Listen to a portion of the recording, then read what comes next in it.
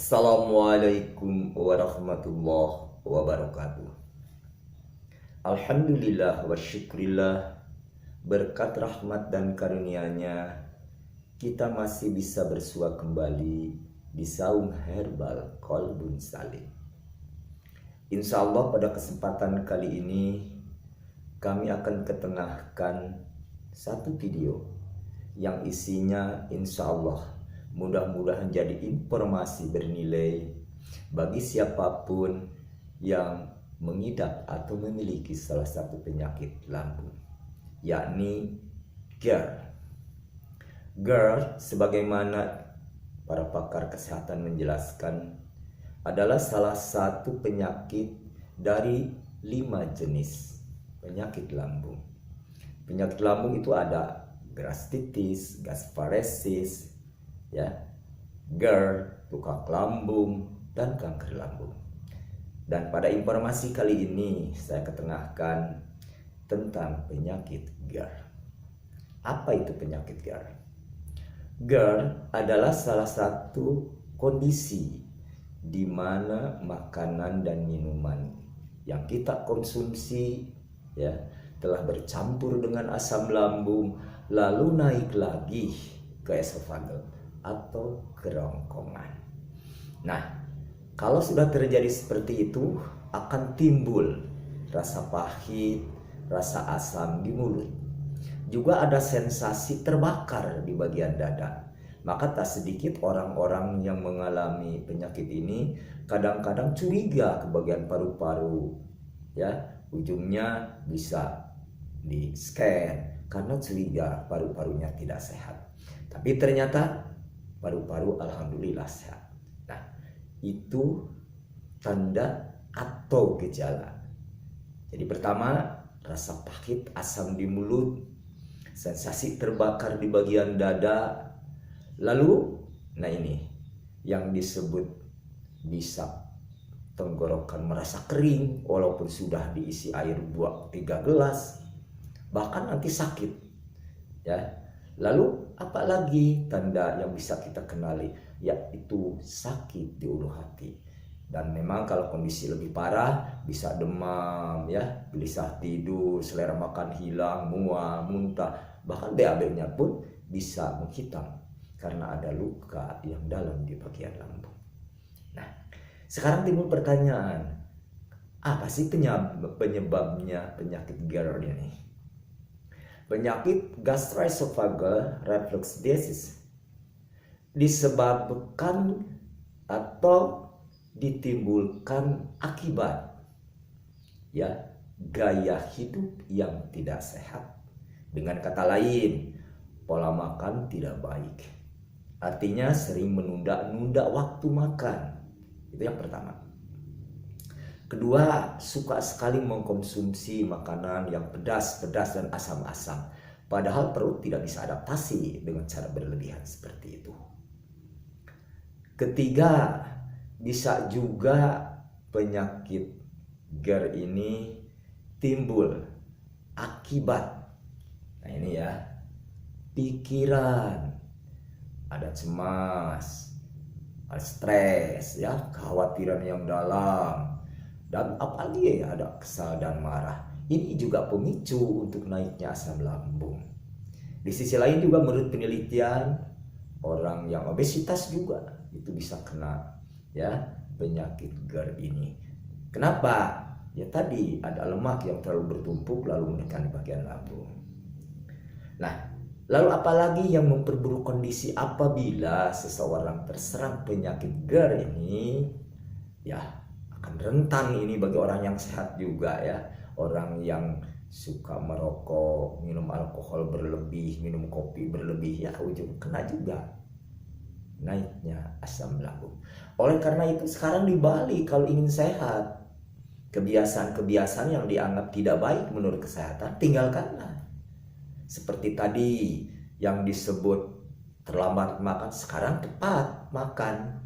Dan memang penyakit GERD dan penyakit lambung yang lainnya identik obat mujarab adalah merubah pola makan. Orang sehat kan bisa sehari 3 kali makan, tapi orang yang memiliki penyakit lambung termasuk GERD ini tidak tepat. Jadi harus sering, frekuensinya diperketat, bisa 10 ya sampai 15 kali. Tapi hanya sedikit-sedikit, itu pun tidak ada asam panas ya, lalu soda, apalagi susah cerna ya, itu jangan dikonsumsi karena akan menjadikan lambung semakin sensitif.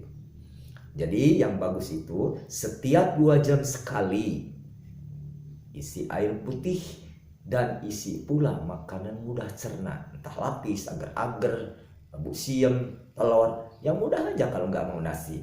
Jadi perketat sedikit-sedikit. Jadi setiap 2 jam isi air putih dulu untuk menetralisir gas lambung dan asam lambung. Baru makanan ringan itu. Nah, di sela-sela tidak mengkonsumsi, misalkan kita sarapan jam 7. Sebelum jam sarapan harus diisi lagi. Tapi di antara sejamnya, nah setelah jam 7 misalkan, isi yang imut gula merah. Gula merah diemut.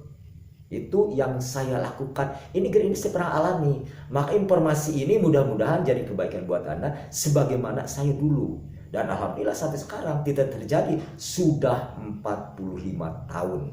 Ya, sehat sampai hari ini. Dulu saya paling parah. Bahkan katakanlah impusan nggak jalan diuratkan di tangan, bisa dari kepala itu dulu.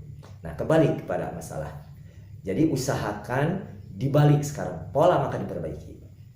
Kedua, perhatikan makanan itu sendiri. Jangan menjadikan penyakit, bahkan merugikan jiwa kita sendiri.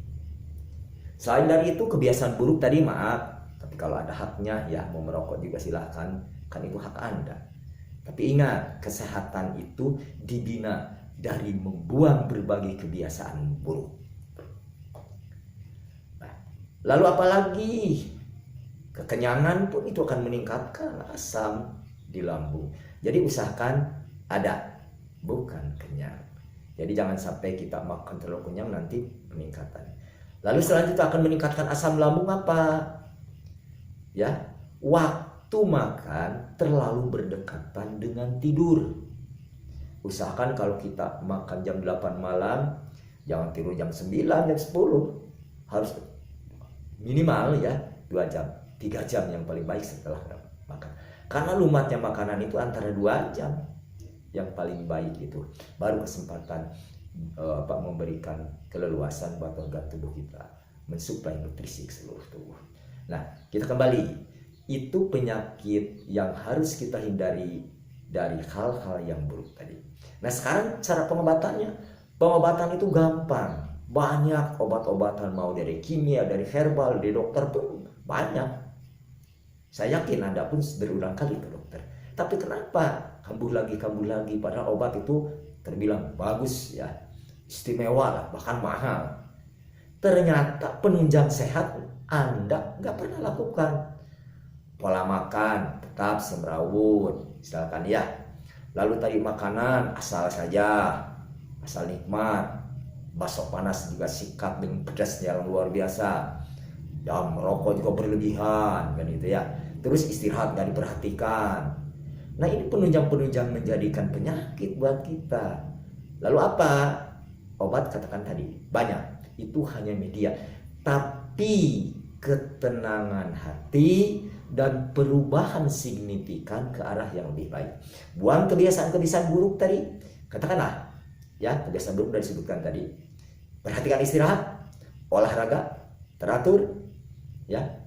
Variatif dalam makanan, perbanyak sayur mayur ya, kalau nggak karbohidrat, protein kan udah siap. Lalu apalagi? Hati harus nyaman. Blongkan hati. Artinya jangan ada di dalam hati ganjalan, cemas, takut, khawatir, kesal, marah. Nah, kalau ada hal-hal tersebut di dalam pikiran, jangan harap penyakit lambung apapun termasuk GERD ini tidak akan sembuh. Itu saya alami dulu. Maka saya ini hasil komunikasi dengan dokter-dokter, karena dulu ini penulis freelance. Saya tak malu karena saya punya sakit-sakitan, mungkin orang yang mantan penyakit berat. Dan bukan hanya itu saja penyakit berat saya itu dulu. Saya pernah lumpuh karena asam urat sampai 24, muntah darah juga, alergi tak berhenti.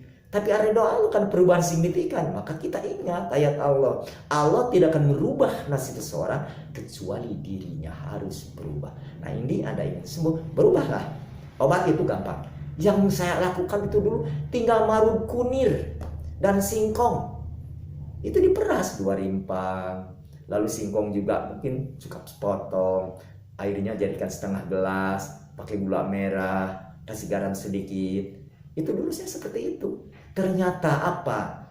Itu lakukan, kebiasaan buruk kita berubah, lalu sabar. Memohon kepada Allah tentang kesembuhan ini. Maka Allah akan memberikan jalan, bukanlah kita tahu. Innallaha ma'as sabirin. Allah bersama orang-orang yang sabar. Artinya, doa kita dalam sabar, insya Allah akan mengabulkan kita. Asal kita mau berubah. Barangkali itu yang bisa saya sampaikan. Mudah-mudahan penyakit gerak Anda mendapatkan kesembuhan dari Allah. Tapi jangan lupa, sabar, tawakal, berdoa. Assalamualaikum warahmatullahi wabarakatuh.